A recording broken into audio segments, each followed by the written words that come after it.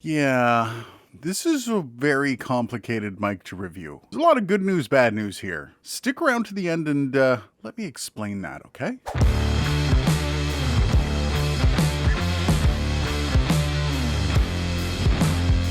This is the Rode NT USB Mini, and I should just get it out of the way right now. Rode sent me these. Now, there were no requests for videos, though I'm sure they guessed I would. You know, considering something pretty new that just came out. We'll have more on that in a bit.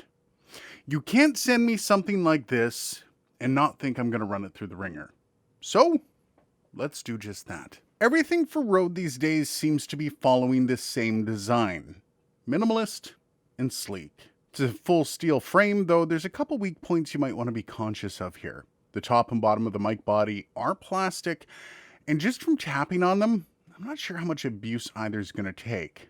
The screen does have a lot of give, though it doesn't dent, at least with normal pressure. It's attached to its own mount, which is steel as well, and it comes with a magnetic desk stand, which is kind of cool. And the stand is actually pretty decent. Not easy to knock this mic over considering how big the bottom plate is. Altogether, it's a hefty little piece, coming in at just under 2 pounds. The rear connections are pretty sturdy. Of course, you get a USB-C connection, thank you very much, as well as a headphone jack. The front has a single headphone volume control and 2 lights. One tells you if you're connected, and the other tells you if you're listening to 0 latency or not. Now, this can be triggered just by pushing the headphone volume knob in. Now, the specs are going to go pretty quick with this thing. This microphone is a condenser with a cardioid polar pattern. Frequency response is 20 Hz to 20 kHz, and it has a 48 kHz sample rate at 24-bit. Also, it has an SPL, or sound pressure level, of 121 dB, meaning you might not want to punch this thing right up to a blaring stack. Time for the off-axis rejection and coloration test. Here I'm speaking directly into the Rode NT USB Mini from about 6 inches away. Now I'm speaking into the side of the capsule from about 6 inches away. Now I'm speaking directly into the rear of the microphone capsule from about 6 inches away. Now I'm speaking into the other side of the capsule from about 6 inches away. Now for a plosive test of the NT USB Mini. Peter Piper picked a peck of pickled peppers. I have no idea what that just gave you, so we'll see in post. Now, handling noise on this microphone isn't really going to be much of an issue, but this is what it sounds like when you're dragging it around on a boom arm.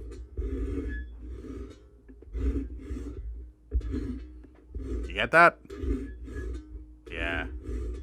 Now this is the tabletop test. This is with the Rode NT USB on the table in front of me as if I were doing a podcast, and it was right here. This is some of the movement problems you might have with having it on a table. I'm just tapping lightly, and this is how it sounds. Honestly, I don't know how it sounds, but we'll find out in post. And if you wanted to move the mic around, this is some of the sounds you might have an issue with. That is the Rode NT USB handling noise. Now time for the proximity effect test with the Rode NT USB Mini. This is me speaking approximately 6 inches off the front of the capsule. Now I'm about 1 inch off the front of the capsule. 6 inches, 1 inch. 6 inches, 1 inch. Okay, so now we see Rode Connect set up here, and I've got both microphones in front of me. Only the pink one is plugged in, the blue one is not. And what we're going to do is we're going to plug in the second microphone to kind of show you what's going on when we do this. So I'm going to plug in the second one, and it pops up here, update required. To use this device with Rode Connect, it will need to be updated. So we're going to update that. The update goes through just like that.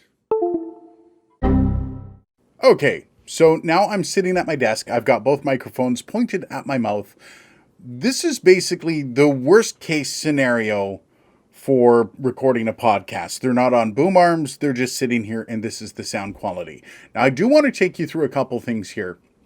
First of all is the microphone settings for each mic. Of course, down here you have a mute, you have slider to control your volume, but if you click on the microphone number, this is the pink microphone, this is the one we're listening to, okay? You'll notice you've got all the settings for levels and stuff like that. This is the main gain, okay? And you can see, even speaking normally, I'm coming in at a decent range. So I'm not too quiet, I'm not too loud, so we don't have to play with the level too much. But you'll also notice these other settings here. Now, if you have a Rodecaster Pro, you will know that you can actually add some nice flavor to these microphones. Now, one of the reasons these microphones are mids forward with no real low end or no real high end is because you can add that here. That's why these microphones kind of have that frequency response.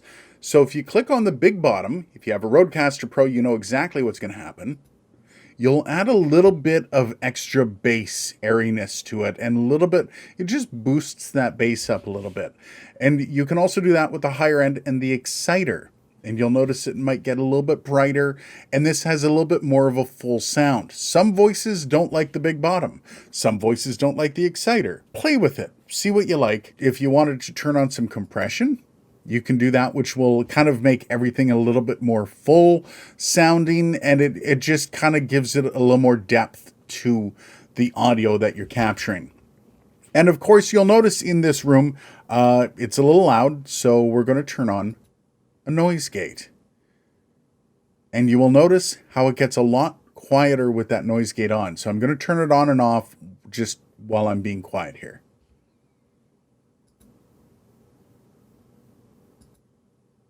Now, you're going to notice when you come over here to check out your recordings, these are going to be all looking kind of like a single file here. You'll notice this looks just like a single file. But if you look to the side here, these are all multi-channel. Then you've got the stereo recordings. So they're all basically listed how they're recorded. And when you export them, you will notice when you save the file that they actually come through as multi-channel files. Now, all this can be changed before you record. If you look in here, preferences, and you can go through and you can record multi-channel or stereo depending on what you want. Low latency or ultra low, depends on the system that you're recording through, as well as the monitor out and the monitor mix, which I don't have them hooked up right now because I'm trying to get this whole thing shot, and you can't record on Rode Connect and at the same time flip through all the settings. So my apologies, I had to actually move over to my other Rode microphone. But you will notice when you go to export that you have different ways you can do this through Anchor, Spotify. You can go straight to your podcast provider, which is proof that this thing is actually set up for podcasters in mind. If you want to just export it to your desktop, you just hit the export button and then move it through here and find out where you want to drop the audio. So then, did I like this microphone? Well, there's a reason I didn't do any comparisons with it. It won't hold a candle to many other microphones, especially any XLR options. But at the same time, I didn't dislike the mic either. I mean, it has an interesting frequency response with the mids very forward on it, though when you get into the Rode Connect app, you understand why. You've got a bass boost, you've got a boost in the highs. It really does make the difference that people are going to need if they buy this microphone. This mic is designed to work with Rode Connect. On the con side, the noise floor is ridiculous. And honestly, when you use the mic with the included stand, it can lead to some really bad sounding audio.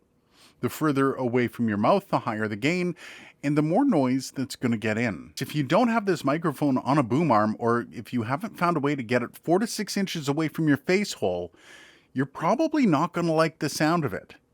But then, on the other side of the coin with this microphone, it does have some amazing benefits to it as well. I mean, it's true to its word on what it is. It's not trying to be anything more than it is, and it's unapologetic. And the massive selling point here is that you can connect multiple USB microphones to a single computer and record a podcast in multi-track. Now, I know that doesn't sound like much these days, but the very idea of connecting multiple USB mics to a computer and recording multi-track anything hasn't been easy or cheap. And this is both. So for that reason, I actually do like this microphone. As long as you're not going into this purchase thinking it's going to be a voiceover mic. Literally, look at its sales pitch.